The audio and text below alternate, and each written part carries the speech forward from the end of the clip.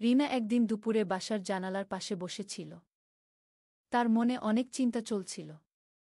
অনেক দিন ধরেই সে হতাশ। চারপাশের সবাই যেন জীবনটা সহজে পার করে যাচ্ছে, কিন্তু রিনা বুঝতে পারছিল না তাকে কি করতে হবে। সবাই যেভাবে তাকে বলেছে সে সেভাবেই চলছিল।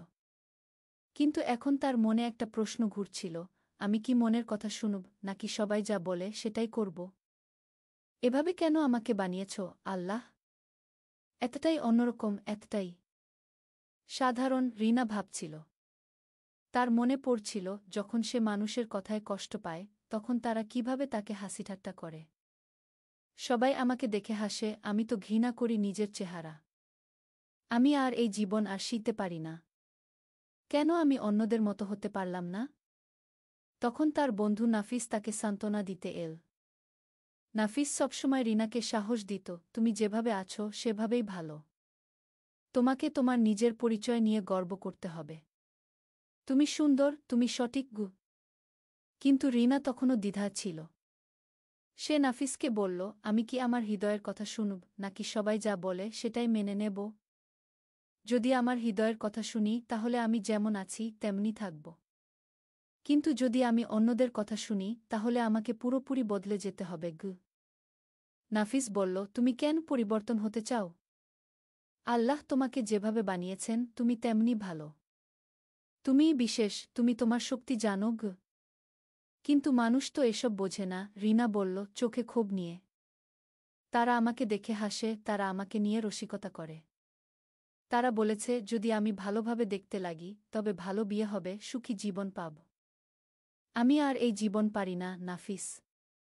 আমি আর কেউ হতে চাই। নাফিস ধীরে ধীরে মাথা নেড়ে বলল, রিনা, বাহ্যিক দেখাটা কখনোই আমাদের মূল্য ঠিক করে না। যদি তুমি অন্যদের জন্য নিজেকে বদলাও তাহলে তুমি কখনোই খুশি হতে পারবে না। একদিন তুমি দেখবে সবকিছু বদলে যাওয়ার পর তুমি নিজেকে চিনতে পারবে না। এই পৃথিবী তোমাকে বদলাতে চাইবে, কিন্তু তুমি যদি তোমার আসল সত্যকে ভালোবাসো তবে তোমাকে বদলাতে হবে না। তুমি তোমার হৃদয়ে যা ভালো সেটি গুরুত্ব দাও। রিনা কিছুক্ষণ চুপচাপ বসে রইল, নাফিসের কথা ভাবতে লাগল। আস্তে আস্তে তার মনে হল সে আসলে ভুল কিছু চাচ্ছিল। অন্যদের মতো হতে চাওয়ার জন্য সে নিজের প্রকৃত পরিচয় হারাতে চাচ্ছিল। কিন্তু যখন সে নিজেকে ভালোবাসবে তখনই প্রকৃত সুখ আসবে। বাহ্যিক পরিবর্তন হোক, কিন্তু তার আসল পরিচয় আর পরিবর্তন হবে না। এখন রিনা ঠিক করল সে আর কখনো অন্যদের মতো হতে চাইবে না। সে তার মতোই থাকবে, আল্লাহ যেভাবে তাকে বানিয়েছেন। আর যদি কেউ তাকে ভালোবাসে তবে তারা তাকে তার আসল অবস্থায় ভালোবাসবে। এই সিদ্ধান্তে এসে রিনা শান্তি পেল। সে বুঝে গেল জীবনের প্রকৃত সুখ নিজের মধ্যে, নিজের ভালোবাসা ও আত্মবিশ্বাসে।